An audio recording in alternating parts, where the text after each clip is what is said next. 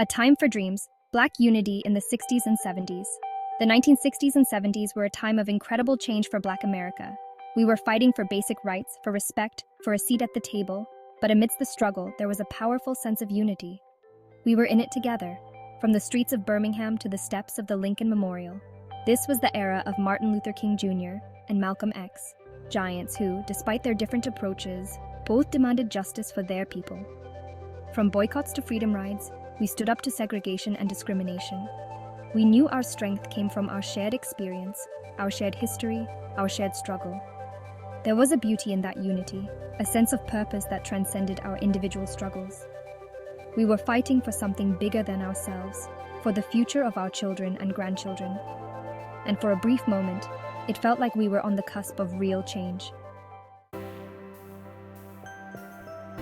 Symbols of strength, from Afros to Black Panthers. Our unity wasn't just in our actions, it was in our very appearance. The Afro hairstyle became a powerful symbol of Black pride. No longer were we trying to conform to white standards of beauty. We let our hair grow naturally, a bold statement of self-acceptance and defiance. Then there was the Black Panther Party, often misunderstood but undeniably impactful. They patrolled the streets, protected their communities, and provided essential services that the government neglected. They were a symbol of Black power, a reminder that we would no longer be ignored or intimidated. Black soldiers, returning from Vietnam, found themselves in a country still grappling with racial inequality. They too became symbols of strength and resilience, their service a testament to their commitment to a nation that didn't always treat them equally. These symbols, from hairstyles to political movements, reflected a profound shift in the Black consciousness. We were done asking for a place at the table. We were building our own table. The fire. This time, riots and the call for change.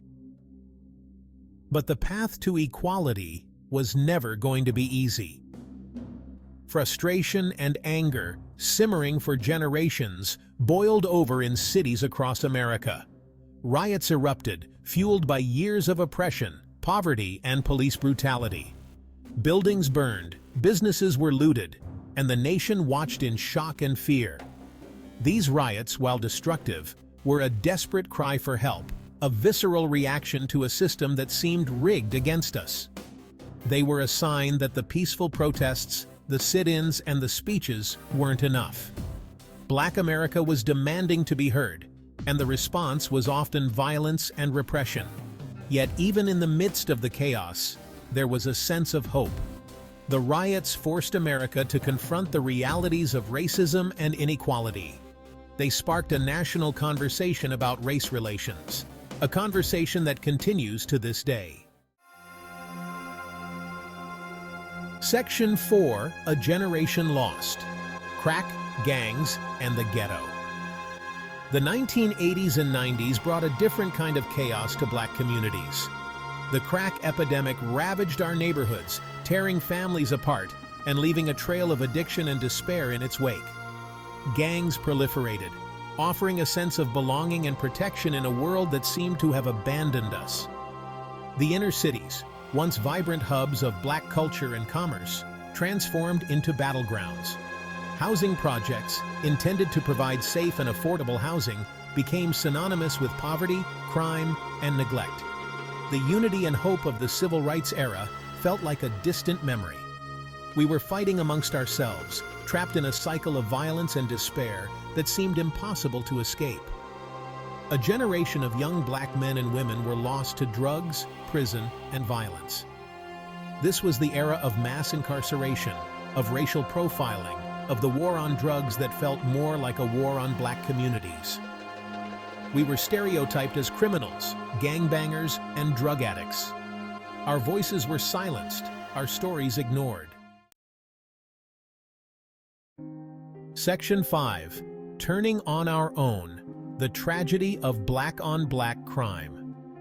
One of the most painful legacies of this era was the rise of Black-on-Black crime. We were killing each other at alarming rates, victims of a system that had failed to protect us and a cycle of violence that seemed impossible to break.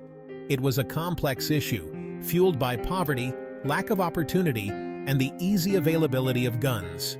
But it was also a symptom of a deeper wound, a sense of hopelessness and despair that had taken root in our communities.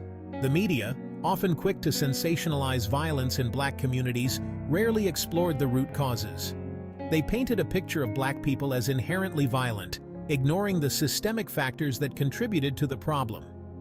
This narrative of Black-on-Black crime served to further divide us, pitting us against each other while ignoring the societal forces that were tearing us apart. It was a tragedy on multiple levels, a betrayal of our shared history, and a threat to our collective future. Section 6. Where do we go from here? Hope for the future. So, where do we go from here? How do we heal the wounds of the past and build a better future for Black America? There are no easy answers, no quick fixes. But we must start by acknowledging the complexities of our history, the triumphs and the tragedies. We need to have honest conversations about race, about inequality, about the forces that continue to hold us back. We need to invest in our communities, create opportunities for our youth, and dismantle the systems that perpetuate poverty and injustice. Most importantly, we need to rediscover the sense of unity and purpose that fueled the civil rights movement.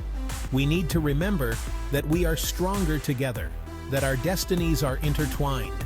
We need to lift each other up, support each other's dreams, and fight for a future where every Black child has the opportunity to thrive. The journey from unity to chaos has been long and painful. But even in the darkest of times, the human spirit yearns for connection, for purpose, for hope. It is in that spirit that we must continue to fight, to build, to dream of a better tomorrow.